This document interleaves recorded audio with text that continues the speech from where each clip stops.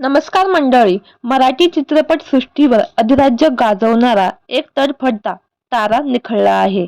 त्यामुळे संपूर्ण सिनेसृष्टीवर मोठा दुःखाचा डोंगर कोसळला आहे.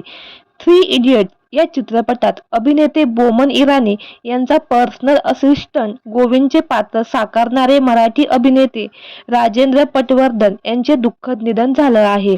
वयाच्या 70व्या वर्षी त्यांची प्राणज्योत मावळली आहे.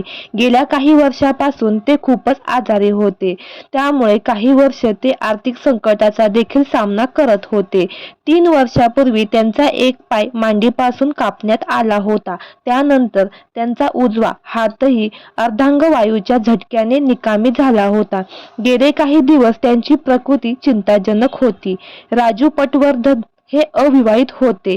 त्यामुळे अमोल भावे व इतर त्यांचे मित्रमंडळी त्यांच्या मदतीसाठी देखील पुढे आले होते. लोकांना मदतीचे आवाहन करून राजू पटवर्धन यांच्यावर उपचार करण्यात आले होते. राजू पटवर्धन हे गेल्या काही वर्षापासून विकलांग संस्थेत राहत होते. पैशाच्या अभावी एवढा दिग्गज तारा आज आपल्यात राहिला नाही.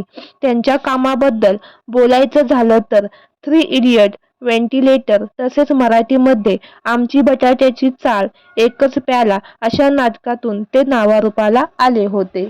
तर मंडळी, आपल्या चॅनेलच्या परिवारातर्फे राजू पटवर्धन यांना भावपूर्ण श्रद्धांजली. धन्यवाद.